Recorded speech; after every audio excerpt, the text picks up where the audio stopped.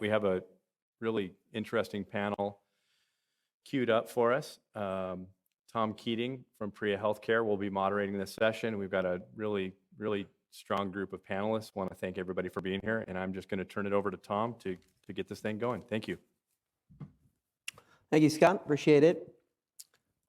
First of all, thanks for having us.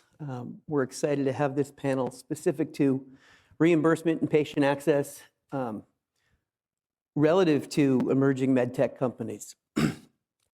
Today, we hope that you get some perspective and a real focused lens on how you're going to experience the market from a reimbursement perspective. We have a diverse panel that has diverse experience.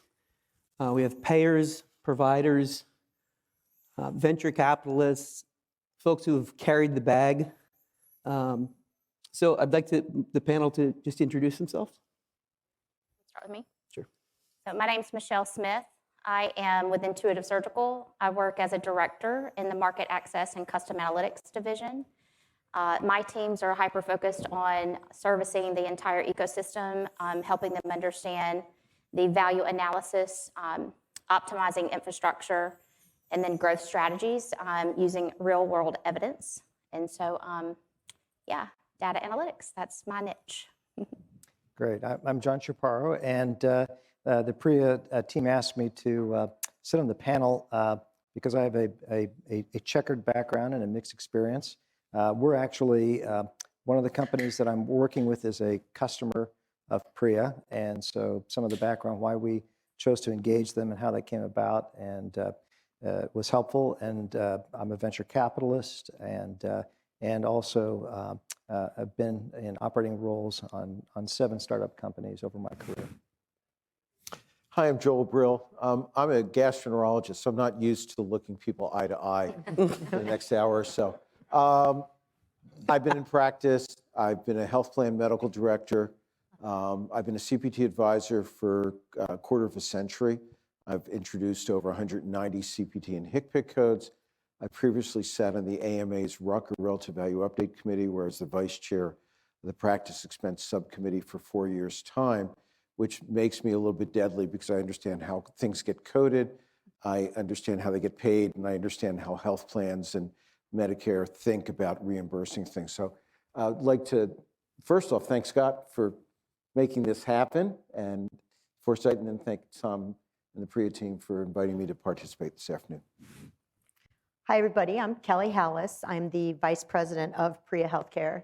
I've spent the last 25 years of my life getting coverage, codes, and payment for new medical technologies and services. In my career span, I've worked clinically across many specialties and probably have dabbled or represented over 2,000 technologies and services. Prior to being a reimbursement consultant, I was a medical device salesperson, starting out with US Surgical in the late 80s, launching laparoscopy, which is where I had my first foray with DRGs and trying to understand how a lap chole and an open chole were different and explaining that CPT code conundrum to my general surgeons. Thanks, guys. So first of all, we really want to try to make the reimbursement discussion not tremendously boring. It's complex, and I've been on a number of reimbursement discussions that we can lose the team here, but we're going to try to go with some very real-world examples. So from a founding medtech organization perspective, 10 or 15 years ago, you've defined an unmet need in the market. You go out and you raise capital to actually launch this new idea. You can essentially develop a product with that capital. Everything's going great. You go through your regulatory submissions and you fly through with wild success. All you had to do at that point in time, 10 or 15 years ago, was to fund the marketing and the distribution and ensure that there was some demand that was created. That was the recipe for a successful organization, the recipe for a successful exit for many founders.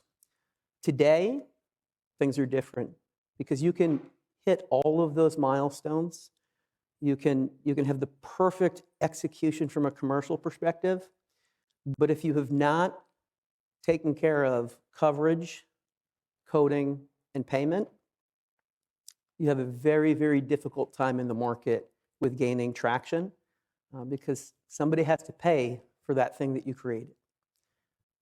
So one of the things that we wanted to do early on here is just to level set with some education. Not a reimbursement 101, but I'm going to ask Kelli to just talk a little bit about simple description of what coding, coverage, and payment are and how they interrelate. So many times people ask me, well, what's the reimbursement? Or I'm having troubles with reimbursement, or I need a reimbursement strategy. And when I think about reimbursement, I think about it in 3 different buckets because they're independent of each other, but at the end of the day, they're interrelated. And that would be, which is most important to me, is coverage. And coverage means patients' access to your technology or service. Coverage is determined by the new gatekeeper, which is the payer. The payer establishes whether or not the patient can have your technology for a certain indication.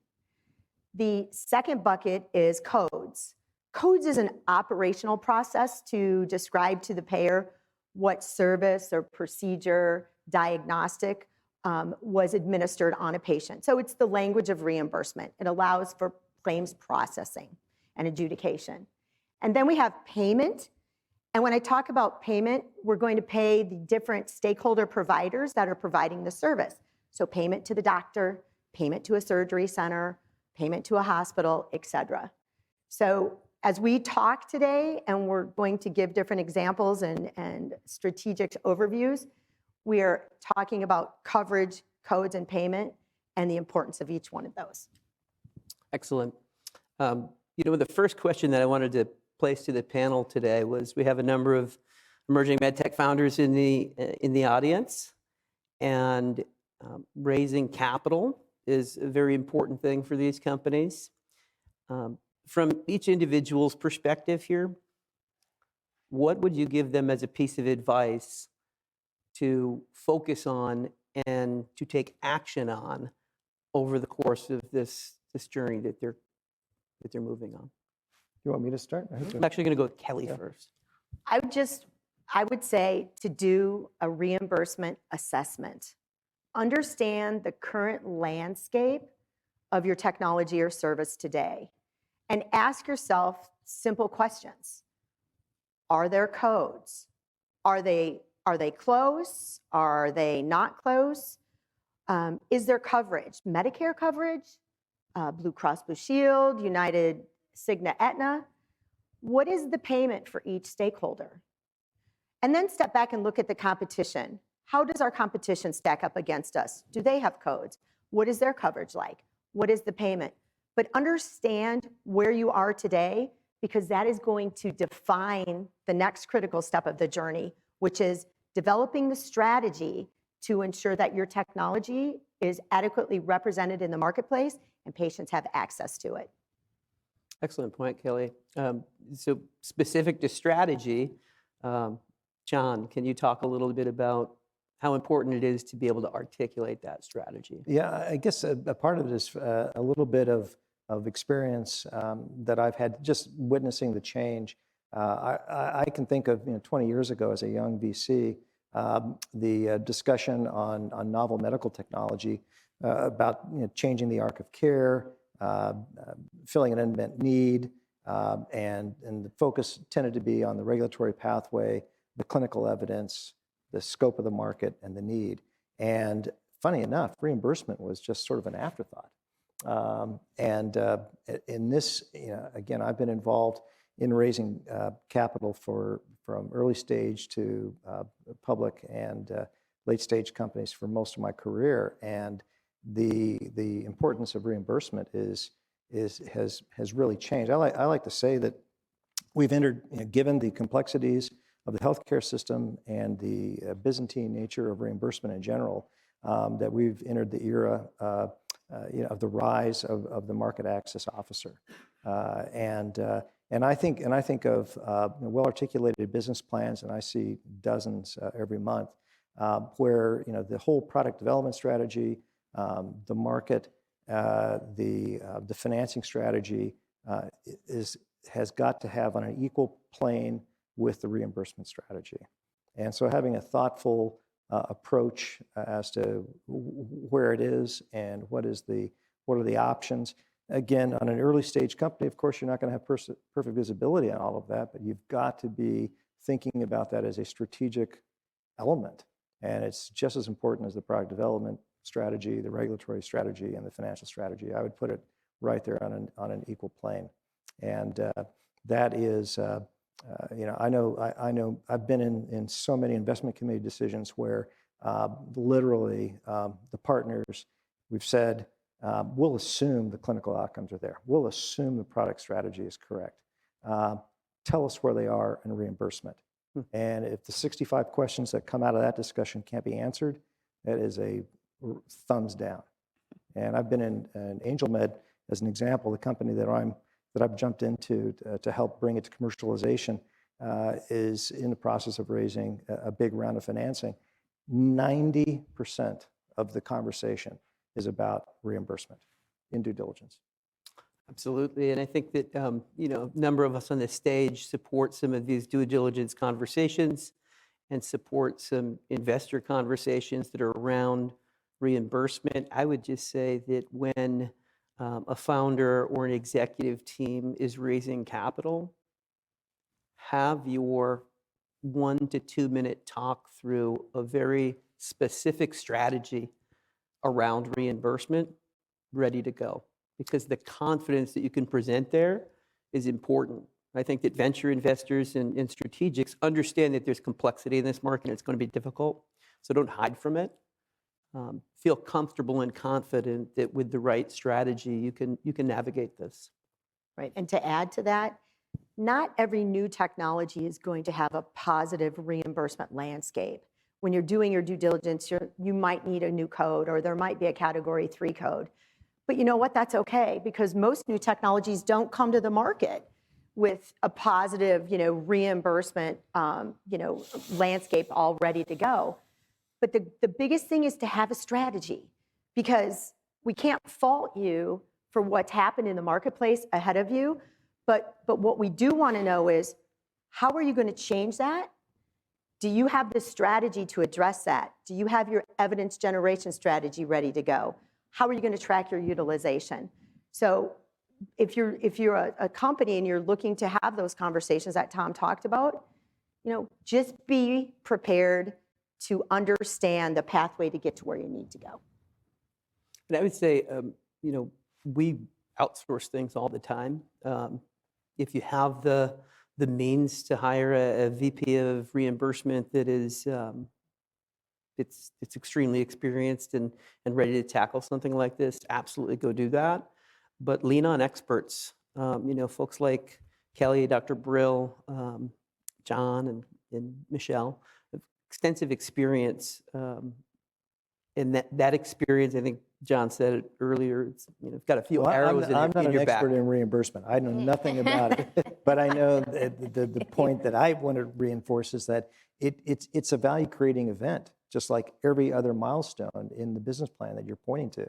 And you want to create value. Another strategic element, again, I do a lot of sell-side advisory as well. And on these big transactions we've worked on, the ability of the novel company at the time when they're approached by strategics or it's time to think about an exit, the value that is there in having all of the pieces in place for reimbursement, it becomes a huge component of value added. And I know that I'm vaguely familiar with a couple of cases that PRIA worked on where that is clearly, let's talk about Atritech. That's a great example. Mm-hmm. Where that was part of the strategy, and ultimately on the exit, that was a very successful exit, and a large part of the value is driven by the fact that they were going to be able to get their Category 1 codes, and they had the data to back it up. And that was all attributed to really starting early and looking at where they were with the watchmen in the marketplace and getting codes during the clinical trial and submitting for payment. claims payment during the clinical trial, not 100% sponsor funding a study. So we could pool the utilization data when we were getting the Category 1 code. We knew the cost of the procedure when we were trying to secure the appropriate DRG payment. And then ultimately on the exit with Boston Scientific, the reimbursement strategy was so buttoned up that after the acquisition, they were able to transition to the Category 1 code very quickly and get the appropriate payment for the device. So, Kelly, I think in a way what you and John are saying is you almost have to map out where do you think you're going to be at certain points in the time frame. And then once you have an idea, like when are you going to get FDA approval, you can work backwards. Like, as you said, can you get coverage while you're not FDA approved? Do you apply for a Category 3 code? Do you stay in an unlisted code strategy? How do you work with understanding that Medicare doesn't care one whit about value, but they'll cover a lot more things than commercial payers, which do care about value, and because of that, they don't cover a lot of things. So how do you balance those things? And it kind of goes back to strategically, it's like, I hate to say it, it's like put a Gantt chart together, figure out where you're going to be, and then fill it in backwards so that when you're speaking with the strategics, the investors, you can point and say, here's the milestones, here's what we've hit, here's what we still need to do in order to achieve coding or coverage. Here are the plans that we think we're going to have in it. I mean, frankly, folks, do not plan to walk into, Minnesota or Hartford or Indianapolis or Louisville and anticipate that you're going to get your whatever covered immediately by one of the BUCAs. Okay, you're probably going to, as they say, off Broadway. You're gonna get it. You're probably gonna have better luck in a regional payer, in a provider-sponsored payer, things of that nature. Because remember, insurers are in the risk business. They don't want to take risk, but they don't want to be first, but they have no problem being second or third. True. I would just add to that, it's demand as well. So if you can demonstrate and generate demand at the front door of a payer, patient by patient, it's extremely important to get their attention. That does not substitute for clinical evidence, that does not substitute for a great value proposition, but it gets you a seat at the table, and it also helps you to establish short-term utilization, which I would call functional coverage, even in the face of negative coverage policies. So one of my next questions here is, we talked about getting involved early and in integrating reimbursement early. How early is too early? Well, I would say it's never too early. You mean yesterday was too late? What's the bigger question? No, I might turn it around and say, the other way to look at that is, when is it too late? When it's too late. And we've seen a lot of, I've seen a lot of companies where the attention to the strategy and mapping out the plan and doing the things that Joel's talking about has just not had the same level of focus within the organization, and it's too late. And the companies, the Medtech startup world is littered with companies that were not able to attract the capital needed to ultimately carry the day because they were unable to show that they had a viable reimbursement for their product. They couldn't make, at the end of the day, it comes down to cash flow.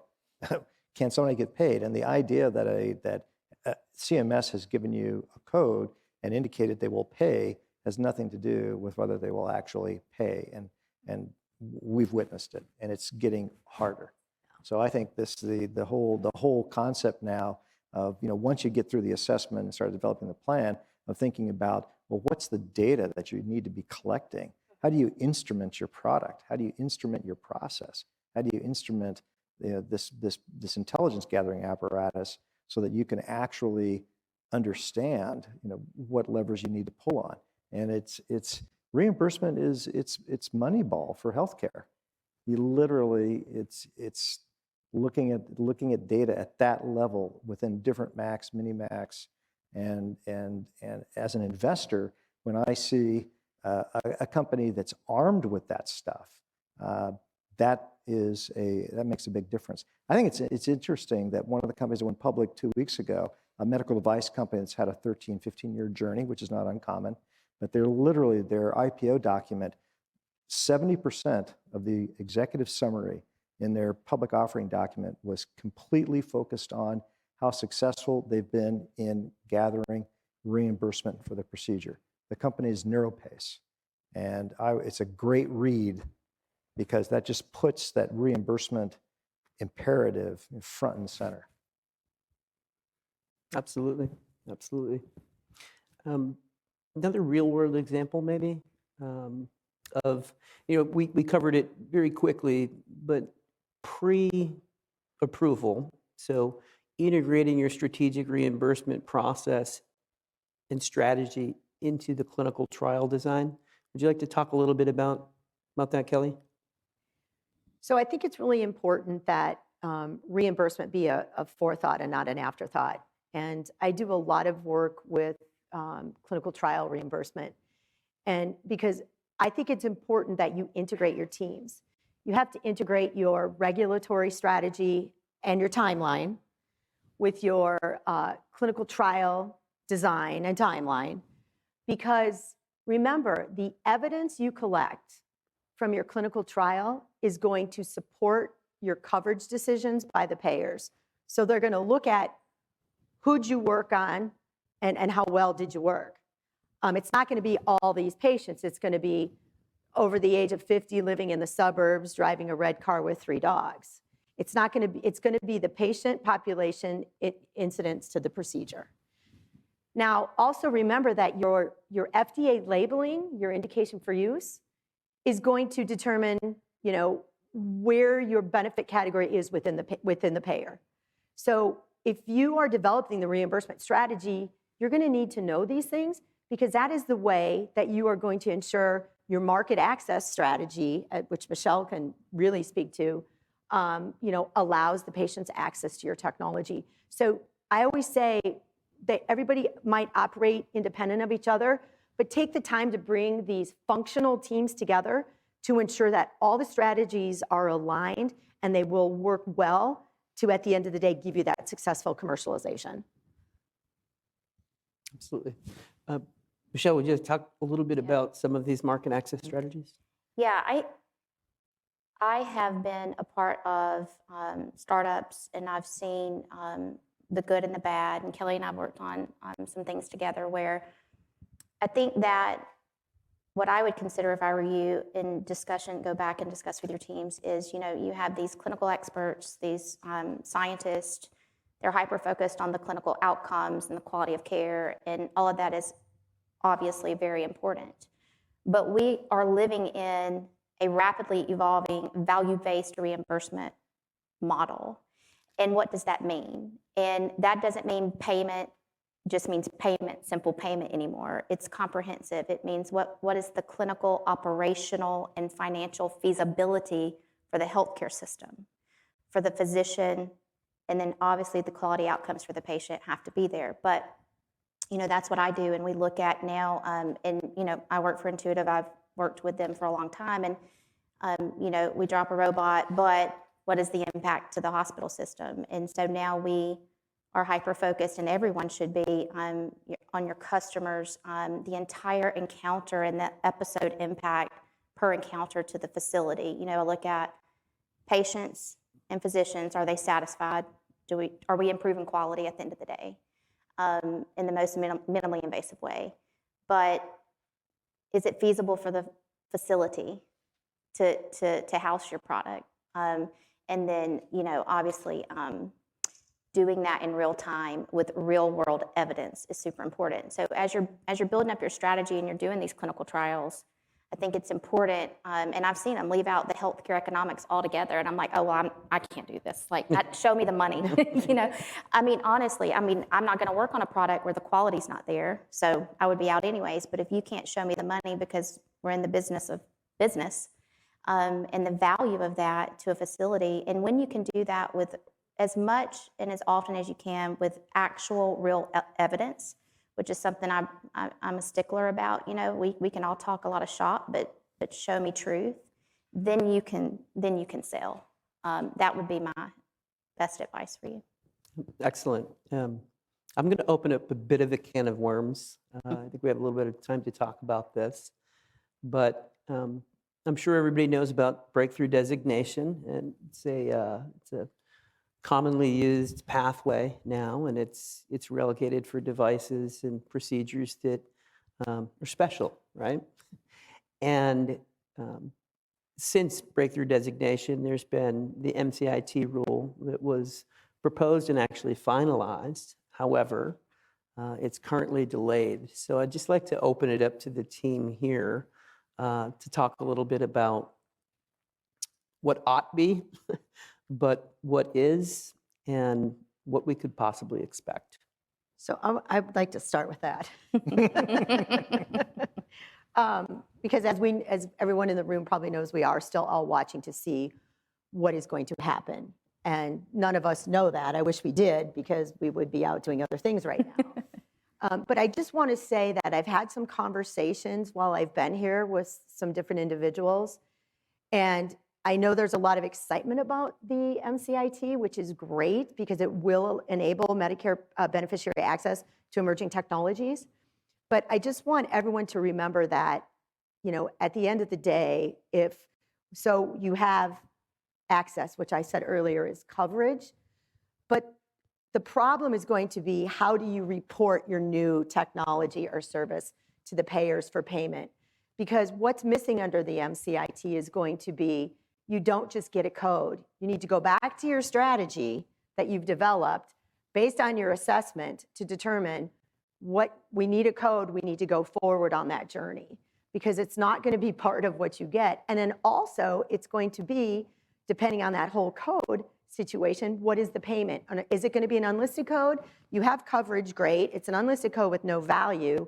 So you're going to have to work with your provider customers to develop some sort of method to get them payment for the work that they do on the new procedure with the unlisted code. So payment's not guaranteed, even though coverage may well be present. Yeah, I mean, first off, I mean, the regs say that CMS is supposed to make a decision by May the 15th. May 15th is a Saturday. Government doesn't work on weekends. So many of us are going to be actively looking at the Federal Register at around 4:30 Eastern time on Friday afternoon, because at 4:15, you know, and later, that's when the government likes to post things after the markets have closed and like. So maybe we'll see something on Friday. That's the first thing. I'm normally an optimist, but here I'm going to be a contrarian. In all the years that I've been either as a clinician, as a managed care executive, or the like, I can't recall seeing a rule being posted by CMS that quoted a New England Journal of Medicine article that had been published the day beforehand, which kind of tells you that the fix was in. And because of that, and because of the themes in the New England Journal article, in the themes in Peter Bach's article, and like, it all comes down to the fact that there's a big difference between thinking there were going to be 2 or 3 breakthrough technologies that would meet this pathway a year, and 100 in the last year, right, and 100, it looks like, in the first 2 quarters of this year. Mm-hmm. The government's not set up to do that. So I think it's a word of caution there.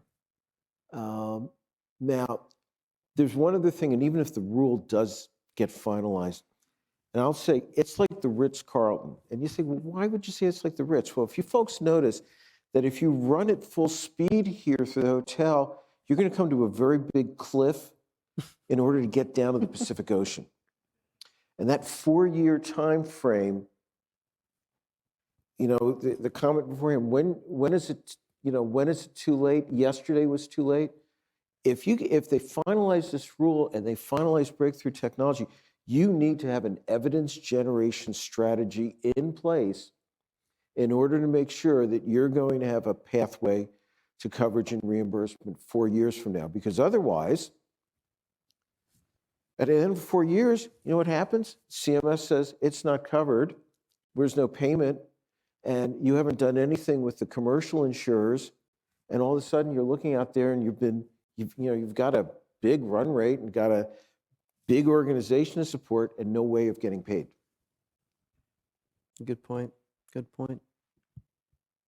What I think that one of the things that I would say about MCIT and Breakthrough is it's another great example of the regulatory side of the government not really talking and very well with the payment side or CMS, in that you have a scenario where breakthrough devices are recognized for their impact, and the idea is to get patients access to these technologies a little bit quicker. But on the payment side, it's an issue. Tom, that's been a decade-long tension between the FDA, which is safe and effective, and CMS, which is reasonable and necessary. Okay, and there's an inherent conflict because the FDA, public knowledge, the FDA's come to the AMA and CPT for over a decade asking this question: how come you guys won't give us CPT codes? And okay, we're in the middle of May. June 30th is the deadline for submitting a CPT code application for a Category 1 code that would be effective in January of 2023, not 22, 23. If you submit that application on July 1st of 2021, you wouldn't get a CPT code, Category 1 code, until January 1st, 2024. You want to talk about a bass-backwards system that has an influence on coverage and reimbursement, that's it. So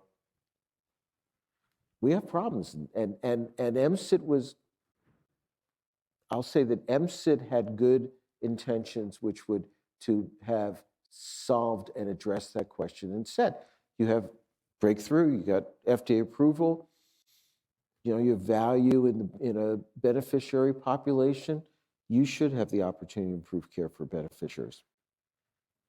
Yeah, and I would just say for the folks in the room who look at their reimbursement future and see complexity and see issues and see problems with coding and coverage, know that true innovation in this market, in this fractured, weird healthcare market, always has issues specific to reimbursement and coverage because it's new, because it's different. So, we like to kind of use the tagline that the US reimbursement system truly penalizes innovation, which you can't actually think of a more backwards situation. So, This has been probably one of the reasons you've seen over the last 10 years a shift in investment category from therapeutic devices that involve reimbursement to self-pay.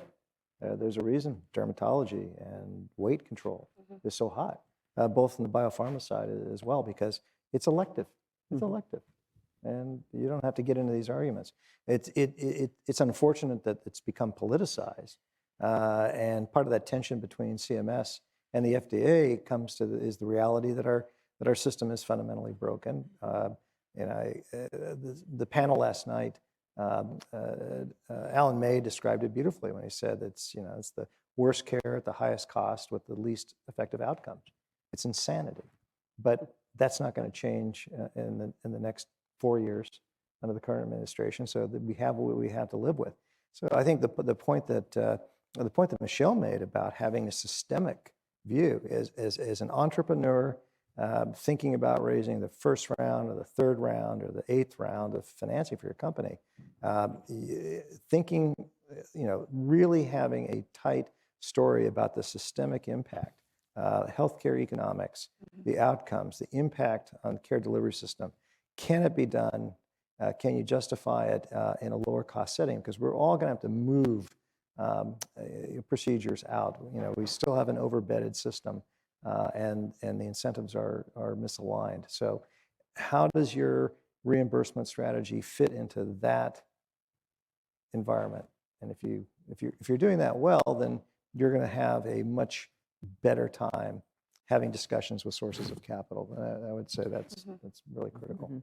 And I would say, we might have taken this talk to a level where sometimes reimbursement professionals sound like we're just kind of curmudgeon-y and complaining about the complexity and the problems within this system.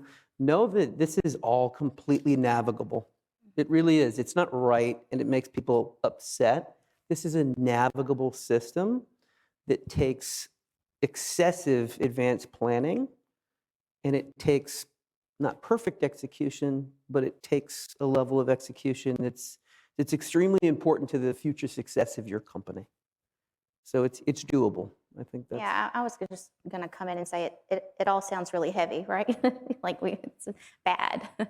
But I have been blessed to work on teams where if you do it right, then you create wins for both the patient, the physicians, and the facilities. And understanding that cost, both the direct and the indirect, is critical to your success yesterday, starting before you start.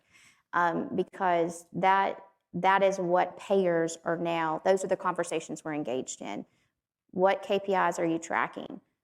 Can you prove your position systemically to be advantageous over people who are coming in and purchasing the entire OR so they can get their bag in, right, at a lower cost? But payers don't really care about that. They do care about cost, commercial payers.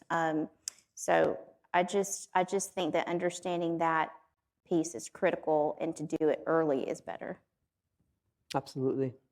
So we have about 10 more minutes, and I think that every talk that I've heard so far this week has been followed up by a number of reimbursement questions. So I just want to open it up to the room and to those that are virtual. If there are questions specific to reimbursement and payment, we're here to help.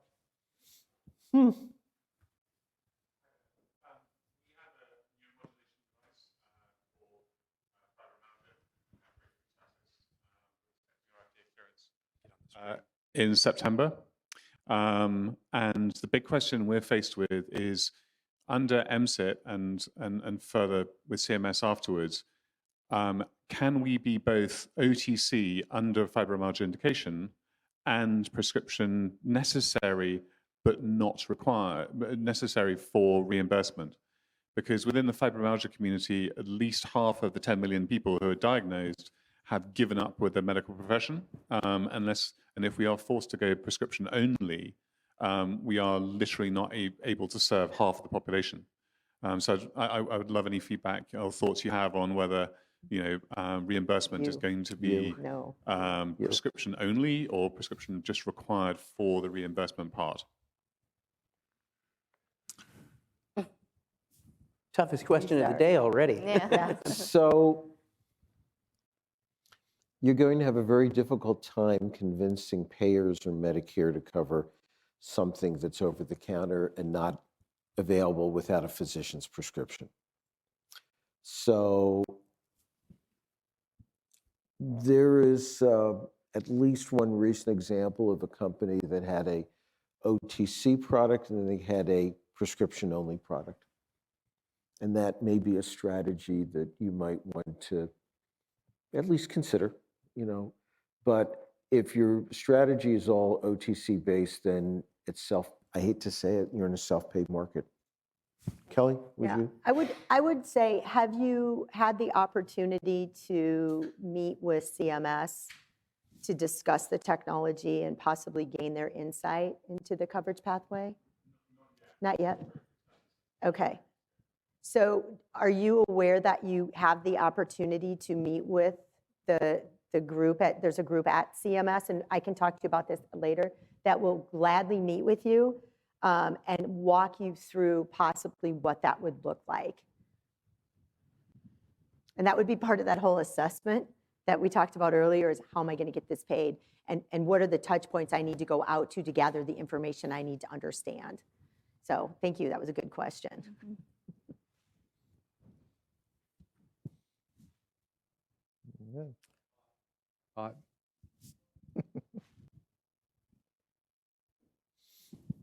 Does anyone have any good successes that they'd like to share?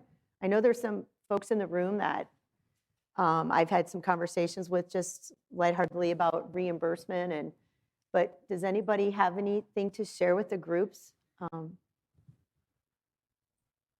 Any frustrations you're going through that you want to bring up? Well, I have a frustration to kind of bring up for everybody, and that is like, how do we pay for artificial intelligence? Yes. How do we pay for artificial intelligence? How do we Dr. Brill? leverage all of Ms. this? Michelle? I'll say, Michelle, Oh, well. you're living that dream every day, aren't you? Oh, you know, it's going to be difficult. There is no solution right now, you know, but it's inevitable. So we're all gaming and trying to figure out how we're going to do it, you know, but the evidence and the market access strategies are comprehensive. But I have just been taken back the last 2 days. Nearly every discussion has been about digital, artificial intelligence. Do we need surgeons anymore? I don't know, you know. But so I don't know that we're there yet. But all of the things that we discussed today are absolutely going to be players in the part in understanding it. I think I would be concerned for an organization if they didn't understand the systemic cost of their device through the entire counter for a patient, and you know, trying to fit in or go before payers, you're going to be significantly behind the curve, because everyone, as you guys have discovered in this week, everyone is already trying to go there, which is, you know, we're growing and advanced, and it's good, but it's scary. I mean, that's what happens with new technologies and innovation, and as we change models of care, we have fixed systems that pay for those things, or fixed systems that understand healthcare. So that has to evolve. It just doesn't evolve as fast. Yeah, right? and it'll change. You know, right now, like I live in Alabama, and you know, we get paid per diem on some contracts, and so how does advanced technology fit into that? You really are at a loss. I've had CEOs and CFOs tell me, you know, you got a robot. We're not going to talk about reducing length of stay in this meeting coming up. I'm like, did you just say that? You know, because is that clinically valuable to the patient? Absolutely. But because of the payer strategy, they're going to lose money. And so it's a mess. Reformation's needed, but it's super comprehensive. But it doesn't mean you defer improving minimally invasive care. You know, you stick to your guns, show the evidence, and then you be ready for a fight. One thing I want to say, and I don't know if anyone in the room has actually engaged in this, but collecting economic data during your clinical trial can be very valuable upon commercialization for several reasons. Number one, you as a company will understand what does it cost to do your procedure. And I don't just mean the cost of the widget, it's the cost, like Michelle said, of the length of stay, the other supplies, the procedure-related portions, other direct and indirect costs. And there's something that's called a UB04 form, and it's a hospital bill. And it has on it an itemized listing of all services and supplies used on that patient for that admission for a procedure. And during your clinical trial, while you're collecting your clinical data, I always say every study should be a reimbursement study of some sort. Something should support the reimbursement value prop or the strategy. But think about during your clinical trial, if you're not sponsor funding it 100%, to collect that, when you're doing your CRFs, collect that economic data from the hospital, gather that information, Understand that. That will help you.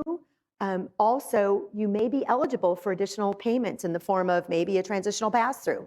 Yeah. Or maybe a new technology add-on payment, because if you have breakthrough designation, one of the benefits of it is you don't have to show substantial clinical improvement over the current standard of care, but you still have to meet thresholds on cost. So maybe you're eligible for that.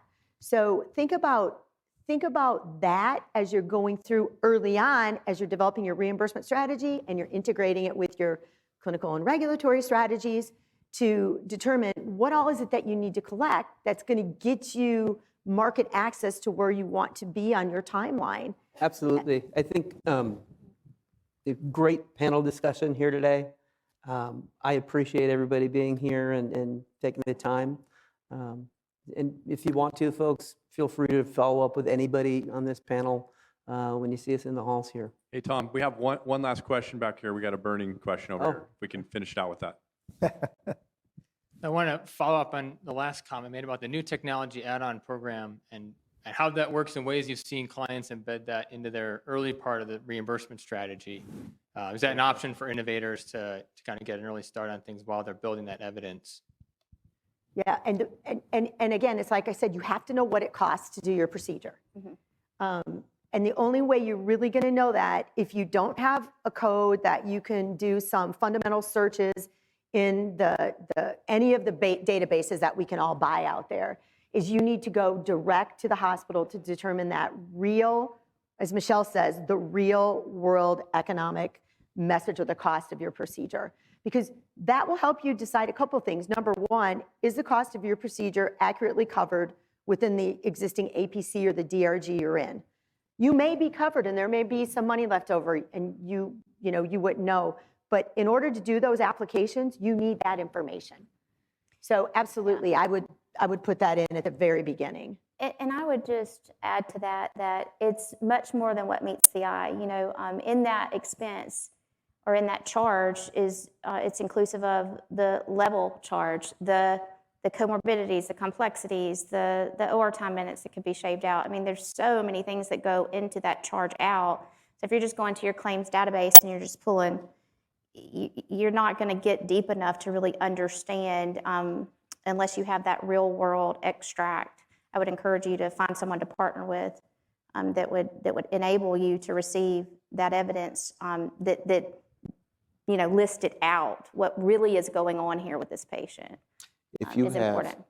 data on your costs and you have data on your potentially avoidable costs, and how did your procedure, your device, how did it avert costs? And from a plan standpoint, the actuaries look at 24 months because we figure that half of the members are going to be gone after 24 months. So not really looking at a 5 or a 10-year study, but the more data you can collect and the more data you can publish, because it doesn't have to be published in the New England Journal. It can be published in any journal that is indexed in the National Library of Medicine, because that's what the commercial payers and Medicare say is what constitutes, peer-reviewed published evidence.